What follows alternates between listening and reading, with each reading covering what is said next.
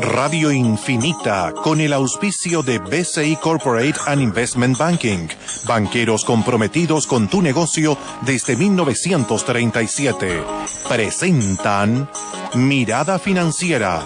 La periodista Paulina Yarur analiza los principales hechos que mueven a los mercados financieros de Chile y el mundo. ¿Cómo están? Bienvenidos. Comienza hasta ahora Mirada Financiera en este lunes 14 de noviembre de 2016. Ya regresando a rigor a los días lunes como debe ser.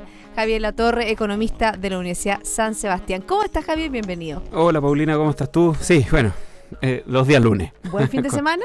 Bien, muy bien, tranquilo, familia, harto niño. ¿Tú? ¿Cómo estuvo el tuyo? Buenísimo, el mío estuvo buenísimo porque estuvimos celebrando los 30 buenísimo? años de salido del Santiago College, así que le aprovecho a mandar un saludo a toda esa generación preciosa del 86 que estuvimos juntos en Los Andes. La verdad que fue de sábado a domingo, lo pasamos increíble. Ah, mira tú, Muchos de ellos no los veía hace muchos años y la verdad que fue un reencuentro muy, muy bueno. Quedé de mandarles saludos y cumplí, así es que ahí van los saludos. Estaba muy bien, mira qué rico fin de semana reencontrarse con los amigos. Yo hice un encuentro parecido, pero en el marco del cumpleaños de alguien, hace un mes atrás más o menos, 3 semanas atrás, un mes atrás, sí.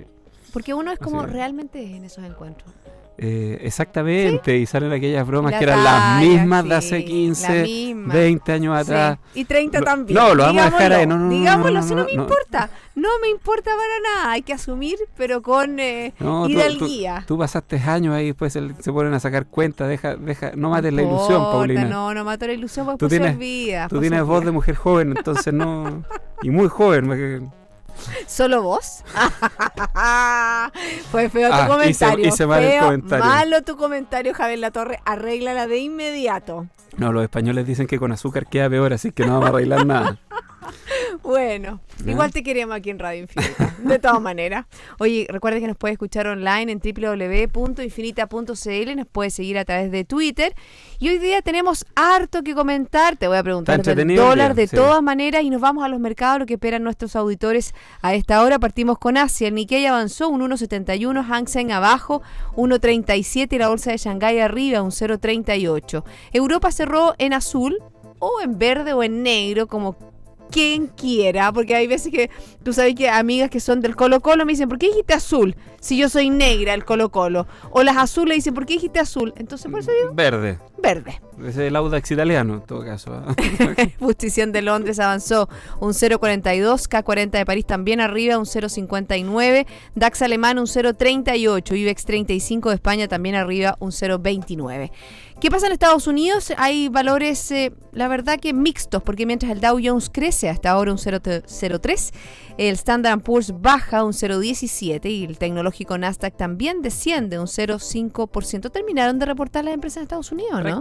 Prácticamente terminaron, ya tenemos el 90% de la capitalización bursátil reportada. Y supongo que tenemos la pega. Por supuesto. Más adelante le vamos a comentar, Javier, usted sabe, les comenta cómo han sido los resultados operacionales de empresas en Estados Unidos. Ahora, yo diría mayor interés, ¿no es cierto?, con el triunfo de Donald Trump, el republicano que asume el 20 de enero del 2017. A nivel local está bajando el IPSA un 0.37% y el IXPA también desciende un 0.35%. Y hoy día el que tuvo una sesión a la baja, y bastante a la baja, fue el precio del cobre, porque luego de 12 sesiones al alza en forma consecutiva, este lunes el metal rojo cayó un 4.75 en la bolsa de metales de Londres, llegando a $2.54 la libra contado grado A. Fíjate que el viernes tuvo su nivel más alto en, la verdad que mucho tiempo, incluso no tenía un alza tan importante desde el año 79 y cerró el viernes a 2.67. Fíjate que hoy día... Convengamos que es un precio altísimo. Sobre todo cuando, por ejemplo, hoy día en nuestra radio, Joaquín Villarino, presidente del Consejo Minero, habla sobre que el precio base del cobre, más o menos el de equilibrio, 2.15, 2.20. Y nosotros todavía estamos en 2.54. ¿Y qué pasó con el dólar? Ya había subido el día viernes y hoy día subió un poco más. Subió casi un peso, terminando en puntas de 6.70 comprador y 6.70,3 vendedor. Tenemos hartas cosas que comentar. Fíjate que hay datos con respecto a cifras en Europa. también cifras en China. Partimos con eso, ¿te parece? El producto de Japón. El producto de Japón que sorprendió al alza. Así es. ¿Por dónde partimos? ¿Partimos por la zona euro? Bueno, vayámonos lo más lejos, partamos por lo menos atractivo. Digo. Sí, porque está medio fomeque, salvo algunas, ¿no es cierto?, declaraciones del Banco Central Europeo con respecto a que esperaban que hubiera una política hacia los acuerdos con Donald Trump. Y sabemos, ¿no es cierto?, a lo que ha sido la tónica dentro de lo que es la campaña del republicano de llamar al proteccionismo más que al libre comercio. Así es que esa es la preocupación que existe no solo en Europa, sino que también en todo el mundo. También lo saludó el presidente chino Xi Jinping durante el fin de semana y también lo instó a tener una postura a los acuerdos, que China y Estados Unidos serían grandes si llegaban a acuerdos. Sí, pero ya anunció, por ejemplo, que iba a materializar la deportación de los 3 millones de inmigrantes ilegales, más allá de... O sea, yo te vuelvo a insistir en lo que te decía la semana pasada. Yo creo que vamos a ver periodos de alguna volatilidad importante en los mercados a propósito de estos anuncios y se van a ir decantando algunas de las decisiones. Respecto a Europa, bueno, a Europa no le da lo mismo cuáles sean esas decisiones. Estados Unidos, después de, seguimos bien las cuentas, a estas alturas, 8 años, prácticamente 8 años, poco más de 8 años desde que estalló la crisis del año 2008, Estados Unidos está recién dejando atrás ese periodo, esa burbuja que reventó la caída inmobiliaria.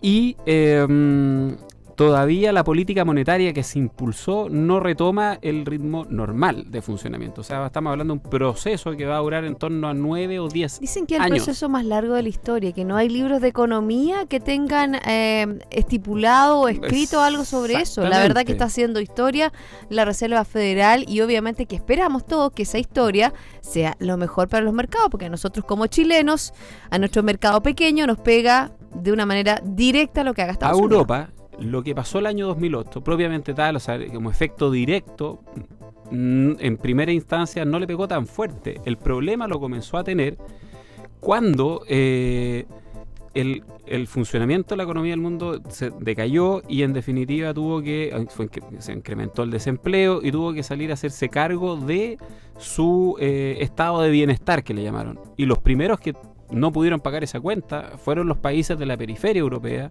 recordemos Portugal, Grecia, y que tuvo por las cuerdas a países ni más ni menos que como Italia, incluso Francia en algún minuto estuvo algo complicado. Entonces, hoy, a la luz de estos anuncios proteccionistas, de levantar barreras que podrían eventualmente afectar a países exportadores hacia Estados Unidos, como es el caso de China, que va a generar indudablemente otros fenómenos que me gustaría a mí comentártelos porque son no menores en relación a las tasas de interés, movimientos de monedas, etcétera, que podría potencialmente generar y que a nosotros nos va a beneficiar, ojo, ¿eh?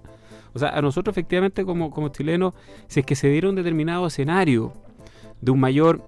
supongamos que efectivamente Donald Trump implementa obras de infraestructura por 600.000 millones y un poco más, y las barreras arancelarias no nos golpean tan fuerte, podríamos ver incrementos en algunos de nuestros bienes de exportación, sobre todo el cobre, y el efecto que se iba a generar es de un aumento en las tasas de interés porque Estados Unidos va a entrar en un espacio de déficit, o sea, una disminución de impuestos y un aumento del gasto necesariamente tiene aparejado un mayor endeudamiento fiscal y eso va a llevar a un alza de tasas de interés y esas alzas de tasas de interés va a producir una devaluación en el dólar en relación al resto de las monedas, con lo cual estamos hablando aquí, pensemos en un año y medio, 2 años plazo. ¿Sube el dólar para nosotros? Para nosotros al revés, baja. Porque se devalúa la moneda estadounidense en relación al resto. Lo que sube para nosotros con mayor infraestructura es mayor presión por que suba el precio del cobre. Y por lo tanto podríamos eventualmente ver una devaluación, o sea, sube el precio del cobre, va a haber una presión hacia del cobre, del dólar a la baja, del precio del dólar a la baja en Chile. ese mayor endeudamiento alentaría una mayor devaluación de la moneda dólar. El alza de tasa de interés implícita nos golpea, tiende a ser un efecto que compensa, pero en términos generales la moneda norteamericana debiera tender a devaluarse en relación al resto de las canastas de monedas en el mundo. Fíjate que hoy día sale un informe con respecto al dólar, Javier, del BCI, y hablan sobre un 6.80, el de tope con este nuevo escenario. Entonces, claro, una parte es lo que puede ocurrir de aquí a marzo, de aquí a junio, está por ver, se están recién saliendo los primeros nombres del equipo Trump. Entonces, el resto de las economías del mundo, partiendo por la europea, yo creo que está muy atenta de lo que esto puede pasar y obviamente que no le conviene para nada que se adopten decisiones que podrían dificultar la salida de este hoyo en el que está metido Europa hace muchísimo tiempo. O sea, aquí la única economía en Europa que anda más o menos bien es la alemana. Y detrásito la sigue Francia, pero ya con la salida de Inglaterra, no, olvídate. Visto hoy día que salió una información que no son muy buenas noticias. Citibank va a sacar a 900 funcionarios de su sede en Londres y los va a trasladar a Dublín.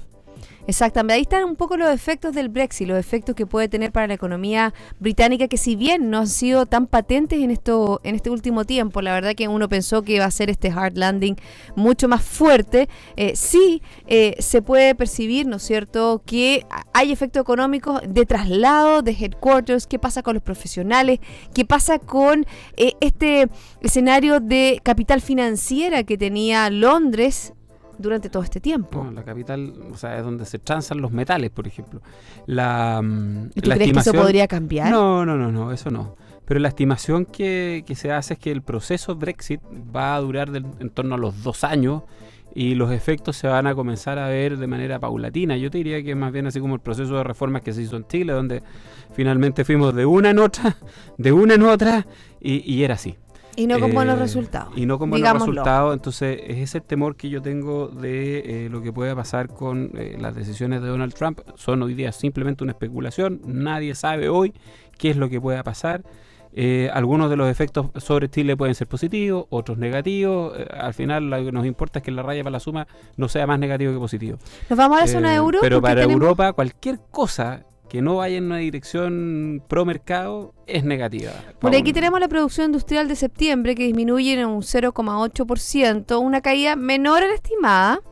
Y fíjate que el mes previo se corrige al alza con un aumento de un 1,8%. O sea, en términos anuales, la zona euro está creciendo un 1,2%.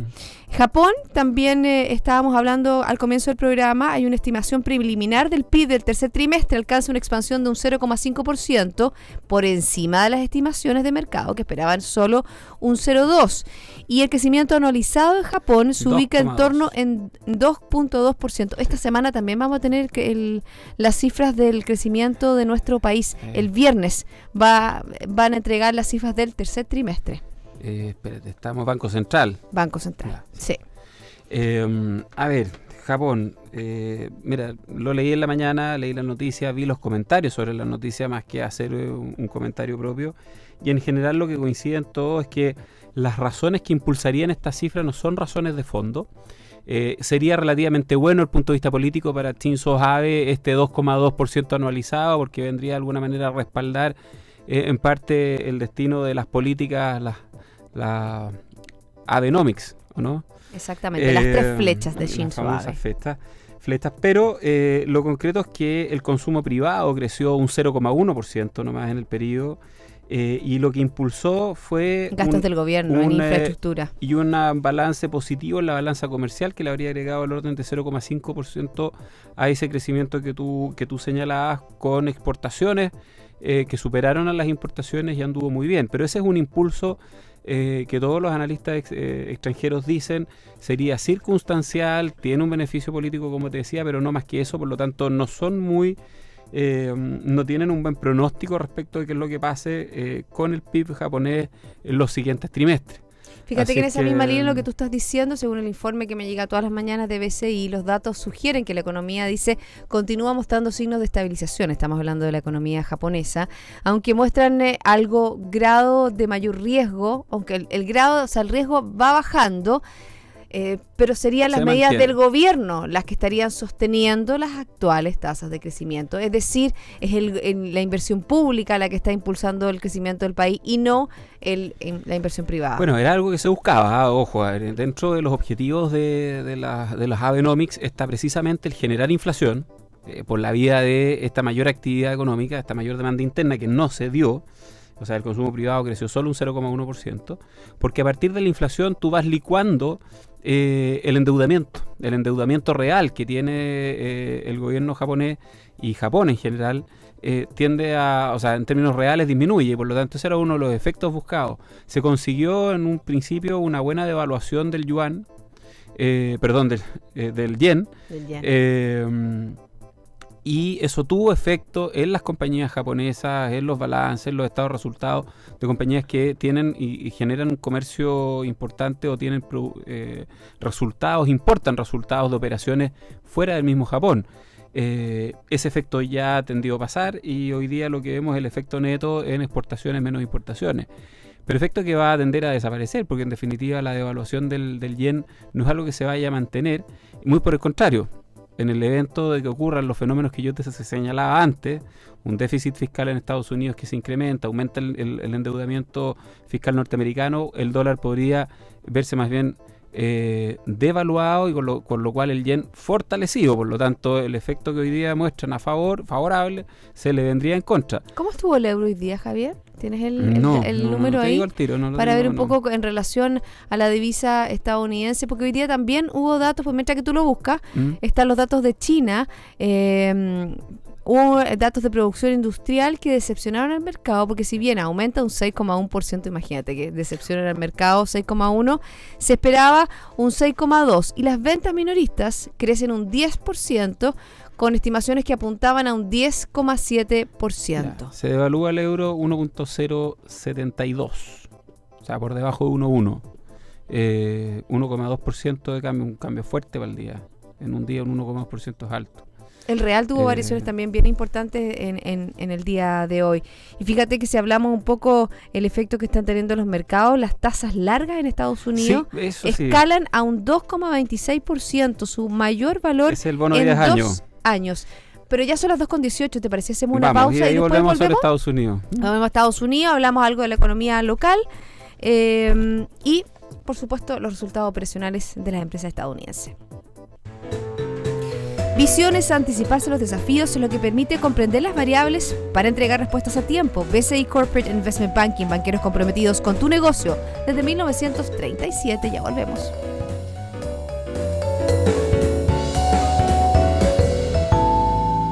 Las águilas tienen 1 millón de células sensibles a la luz por cada milímetro cuadrado de retina. Esto es 5 veces más que los humanos. Eso es visión. En BCI Corporate and Investment Banking somos diferentes y eso está en nuestra naturaleza. Por eso llevamos casi 80 años junto a nuestros clientes, demostrando nuestra visión. BCI Corporate and Investment Banking.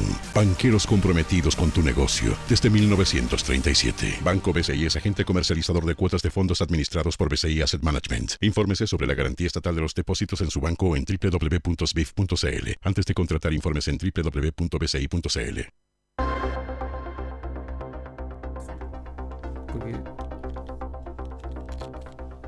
2:19 minutos, seguimos aquí en Mirada Financiera junto a Javier Latorre, economista de la Universidad San Sebastián. Antes de irnos a Estados Unidos, algo que mirar aquí en Chile, bueno, tenemos, ¿no es cierto?, la información que hablábamos sobre el Consejo Minero, ¿no es cierto?, y el precio del cobre, que había puesto paños fríos y estimaba que el precio volvería a niveles entre 2.10 y 2.20. Bueno, hay temas ligados a lo político también. El dólar, el reajuste fiscal que todavía no ha llegado a puerto. El dólar en Chile está pero con una volatilidad enorme. Increíble. O sea, lo analizamos en los últimos 15 días, tiene abajo y arriba el orden de 15, 20 pesos de movimientos no menores. O sea, hasta que estamos con un nivel de volatilidad bastante alto. Preeleccionario, posteleccionario, y esto se debería tender a calmar un poco, pero yo veo que va a seguir con movimientos relativamente fuertes. Claro, el BCI, tú decías, le pone un techo de 6.80. Hoy día va a depender mucho de qué es lo que se haga en definitiva con este anuncio de incremento de tasa por parte de la Reserva Federal, aun cuando en la práctica, y tú lo decías antes de irnos a la pausa, en la práctica está ocurriendo un incremento en las tasas de largo plazo en Estados Unidos. Exacto, ya comenzó el efecto y eso también ha generado, ¿no es cierto?, por lo que decía en el real brasileño, ha tenido una devaluación el real brasileño, sobre todo por este efecto de las tasas largas en Estados Unidos que aumentan a valores que no se veían en 2 años. Que eso también influye, también influye desde el punto de vista relativo en el precio del dólar en Chile, esto no es exclusivo del real. A ver, solo hoy día subió el bono a 10 años en Estados Unidos, tú decías 2,26, 2,23 más o menos, 8 puntos básicos, y viene de una semana donde subió 37 puntos base. O sea, estaba por debajo del 2% el bono de 10 años y ya está en 2,20 y tanto. Javier, explíquemelo a la gente qué significa eso. ¿Qué significa este bono y cuál es la medición que hace? ¿Cuál es el pulso? ¿Cuál es el termómetro? ¿Qué está midiendo? Ajá. Lo que yo ya te contaba antes, o sea, lo que el mercado hace es entender que se va a hacer necesario un mayor financiamiento público, por ejemplo, donde esa mayor oferta de papeles de deuda hace caer el precio del bono, y al caer el precio del bono sube la tasa de interés al cual está siendo descontado, ¿ya?, por una mayor oferta, o bien la necesidad de tener que colocar deuda adicional incrementa el nivel de riesgo país, para que se entienda más en simple, a pesar de que se aumenta el nivel de riesgo, y tengo que mejorar la tasa a la cual estoy ofertando mi nuevo endeudamiento. A ver, ¿y por qué se produce ese efecto? ¿Se produce por qué? Por las medidas que está anunciando Donald Trump con respecto a aumentar, por ejemplo, la deuda pública al bajar los impuestos. Y incrementar el gasto público en infraestructura, que requieren un nivel de endeudamiento importante, que está muy bien hecho, así esto no está mal necesariamente el invertir en infraestructura, porque son inversiones de largo plazo que tienen efecto en productividad y tienen efectos de corto plazo desde el punto de vista del empleo y la actividad económica. Pero hay que hacerlo con endeudamiento, y cuando tú ya estás endeudado, no necesariamente más deuda es una buena determinación. Y entonces lo que está haciendo el mercado es anticipándose básicamente a 2 fenómenos: al alza por parte de la Fed, y 2, a que en este contexto de estas decisiones de gobierno va a haber una presión sobre las tasas en Estados Unidos a propósito del mayor endeudamiento público. Y ya ocurrió este fenómeno que te digo yo con posterioridad al 2008, cuando fue necesaria la emisión de deuda de Estados Unidos, y la baja de tasas también llevó a una pérdida del valor del dólar, del dólar en relación al resto de las monedas del mundo, que nos benefició a nosotros por el lado de la mejora en los commodities. Este escenario es un poquito distinto, tiene algunos elementos parecidos a los anteriores, pero es un poco diferente. Fíjate que con respecto a lo que puede hacer o no puede hacer el presidente de Estados Unidos, Donald Trump, hemos visto como en los últimos días ha moderado, si bien durante su discurso tuvo ahí a un traspié con un periodista en una entrevista que le hicieron, pero esencialmente él ha moderado su discurso y como tú dices, igual dijo que iba a cumplir con su promesa de expulsar a 3 millones de inmigrantes ilegales, pero ahí hizo como un guiño, dijo que iban a ser personas que tuvieran problemas con la justicia y una serie de elementos.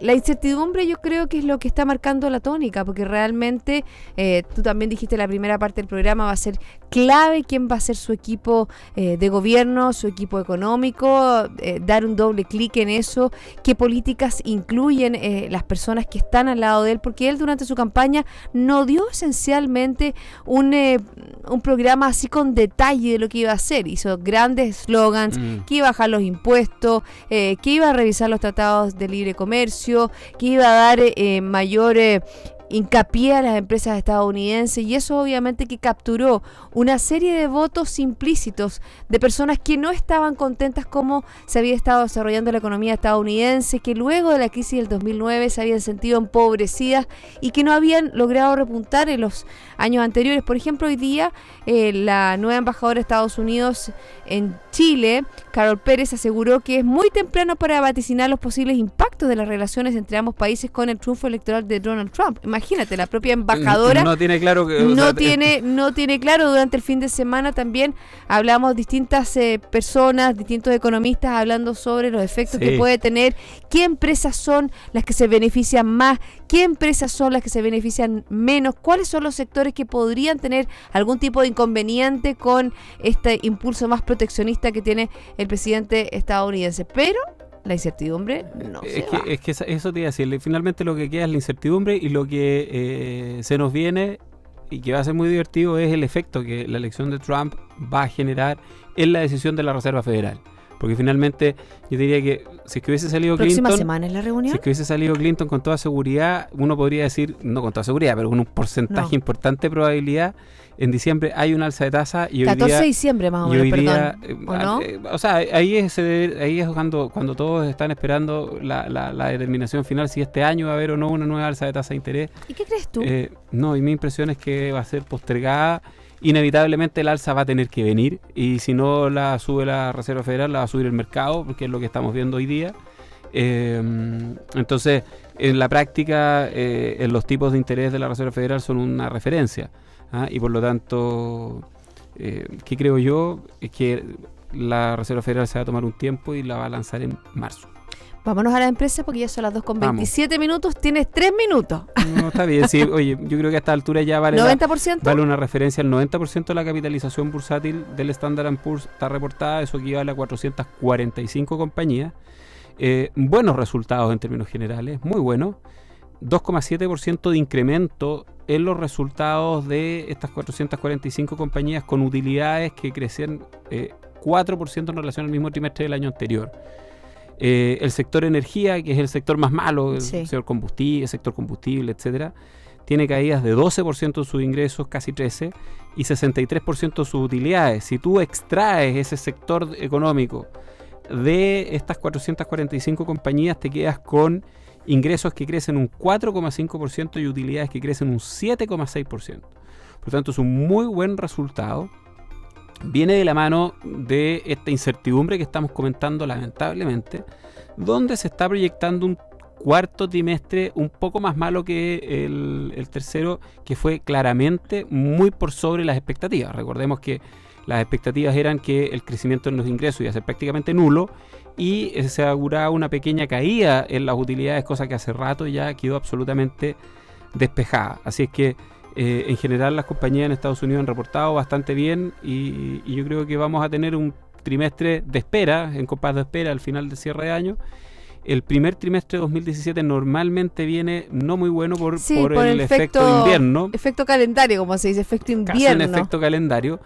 Y con eso tendríamos 6 meses más. En general el 2017 viene con buenas perspectivas para las empresas norteamericanas, y yo no creo que vaya a ser muy distinto. O sea, eso ha mantenido tanto el Standard & Poor's como el Dow Jones en buenos niveles, bastante altos. No han habido ajustes mayores, por el contrario, se ha tendido a mantener el nivel de precio de las acciones estadounidenses. Así es que en general bien para las compañías norteamericanas y sus cotizaciones. Fíjate, y eso no tendría por qué variar tanto, Javier. He escuchado varios comentarios de varios economistas en el sentido de que la economía estadounidense va a seguir funcionando bien, esté el presidente que esté, o sea, a no ser que tenga políticas demasiado radicales.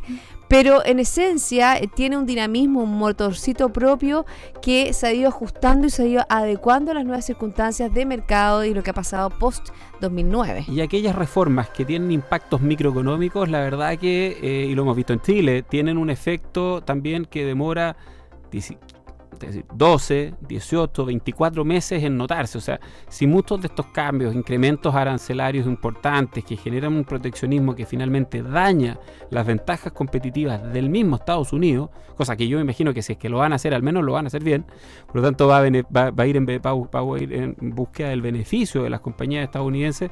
Los efectos se van a ver a mediano plazo, no se ven en forma inmediata, y el efecto de corto plazo incluso muchas veces podría ser positivo.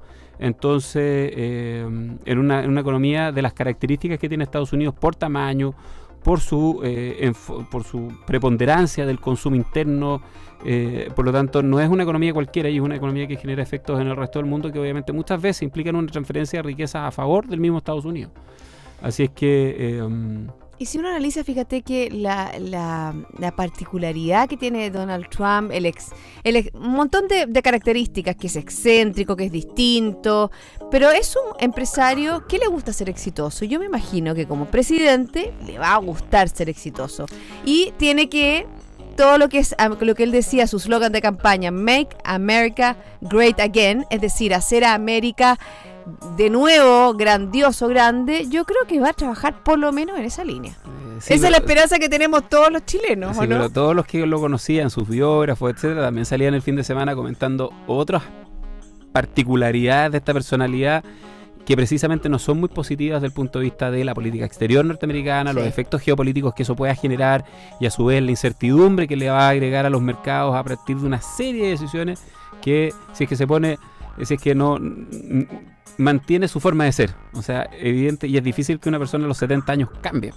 Por lo tanto, nos deja un signo de interrogación desde mi perspectiva bastante relevante. Vamos a hablar ahora de Trump y de la Reserva Federal más seguido. Exactamente. Bueno, la incertidumbre va a seguir acompañándolos y por supuesto estaremos comentando los efectos que tendrán en nuestro país y en el resto del mundo. Gracias, Javier, por haberme acompañado el día de hoy. Y gracias a ti, Paulina, y muy buenas tardes. Y a todos ustedes sigan en compañía de Radio Infinita. Esto fue Mirada Financiera, con el auspicio de BCI Corporate and Investment Banking, banqueros comprometidos con tu negocio desde 1937.